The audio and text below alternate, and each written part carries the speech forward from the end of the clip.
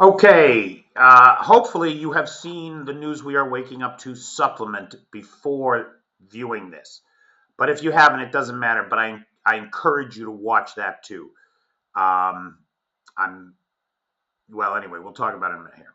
So this is the news that we are waking up to on Christmas Eve, December 24th, 2024. Merry Christmas to everybody who celebrates. Happy holidays to everybody else. Um, and uh, let's get started. All right, so last night on the territory of Ukraine, let me just double check because I'll tell you the big story today really caught my attention. Okay, so 36 out of 60 were shot down. 23 simulator drones, the decoys, were lost in location. 1 out of 60 remains airborne at the time of this recording. So that's 59 out of 60. That's a 98% interception rate, assuming that the last one made its target, which it's not going to. I would bet you money on that. Hopefully for tonight's live, I'll have an update. This is the story right here. This is the big story. Russia has lost a fifth ship this week. A fifth ship. 3 oil tankers, right? At least 2 of them sank. The fate of the third one is unknown. It's gone. We don't see it in satellite imagery anywhere in the Kerch Strait.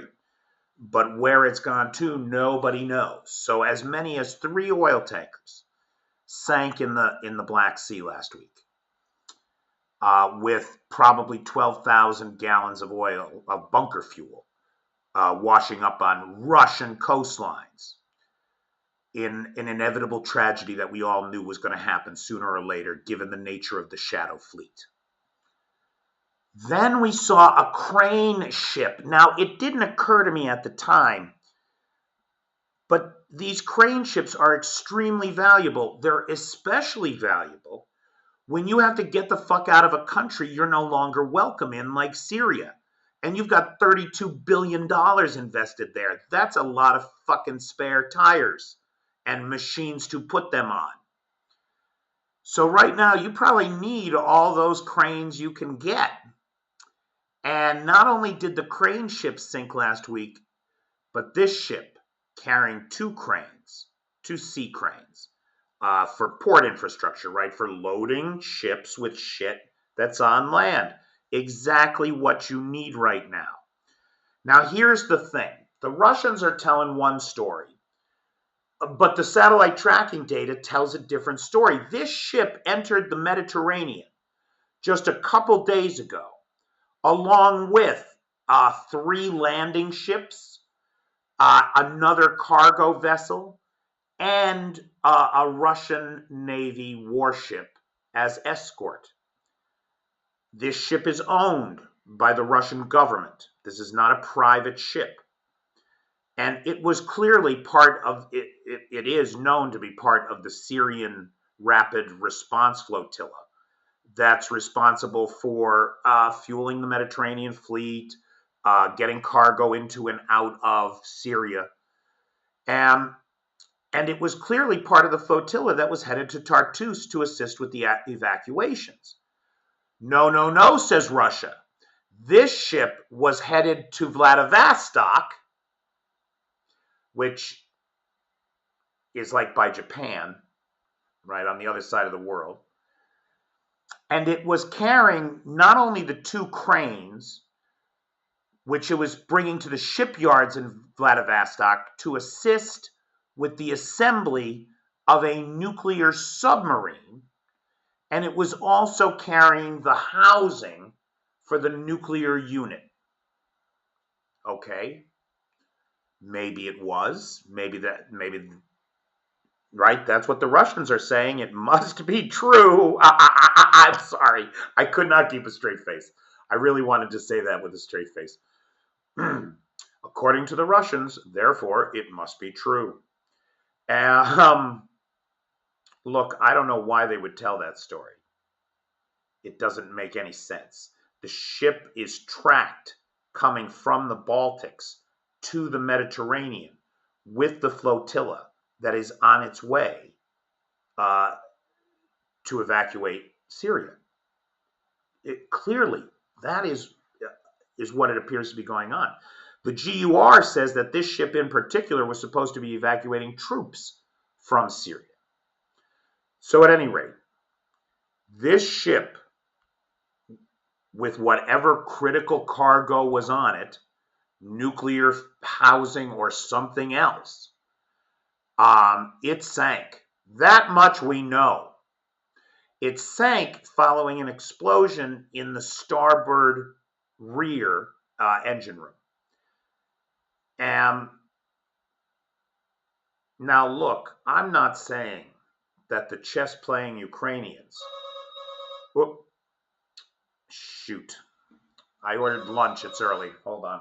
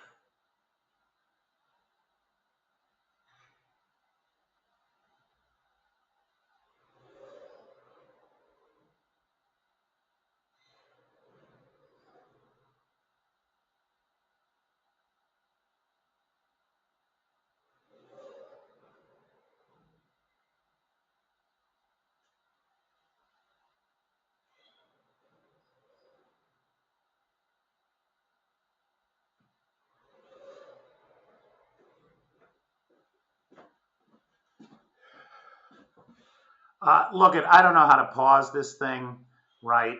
So I'm just going to be 1 second. Just fast forward. Just fast forward. It's Christmas. Relax.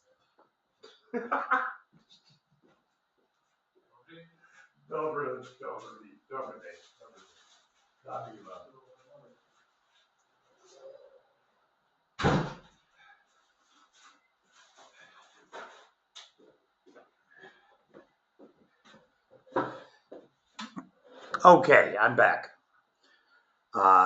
Let's get through this so I can eat, huh? So look, this thing sank. It sank the same week as 4 other Russian ships. Now, I'm not saying that the chess-playing Ukrainians that drove Assad out of Syria and the Russians with him thought ahead far enough to say, oh, the next thing they're going to need are cranes. Let's make sure we sink them all. I'm not giving the Ukrainians that kind of credit. I mean, hell, the Russians don't give them credit for anything, right? So there's no way the Ukrainians could have come up with that on their own.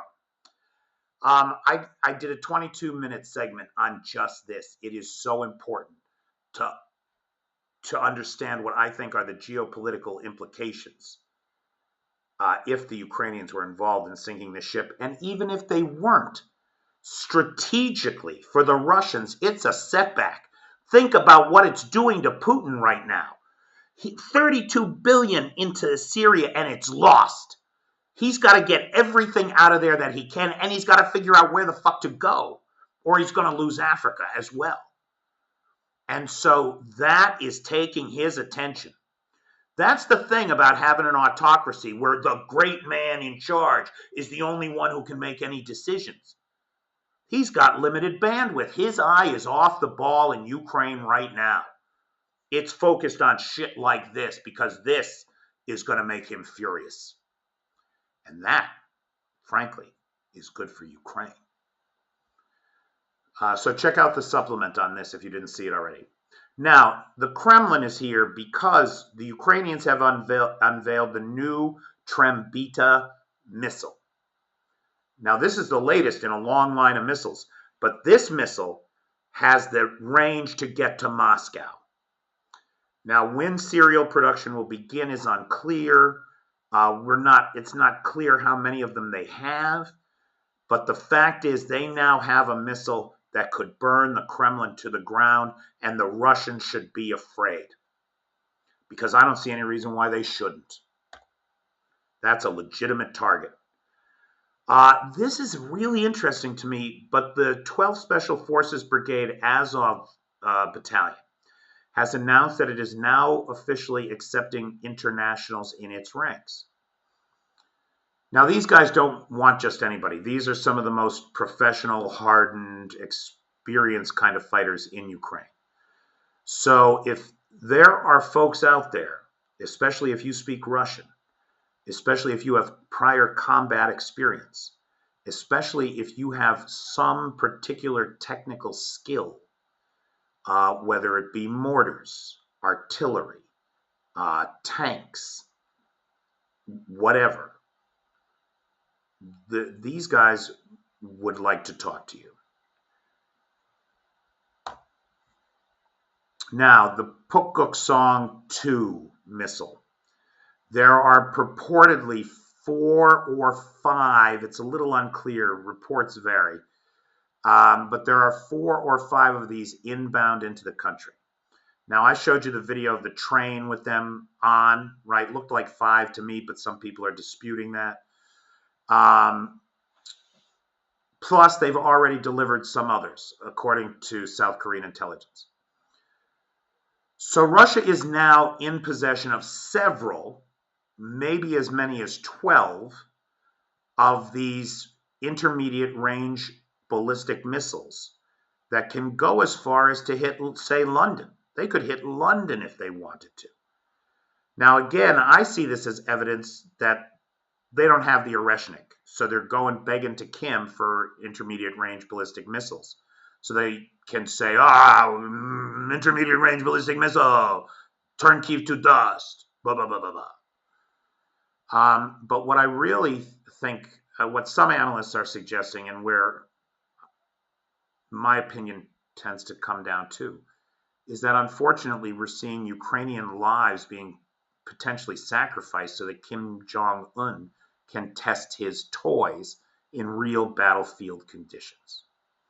So the KN-15, as it's known to American military, the KN-15 or the Pukguksong-2 is on its way.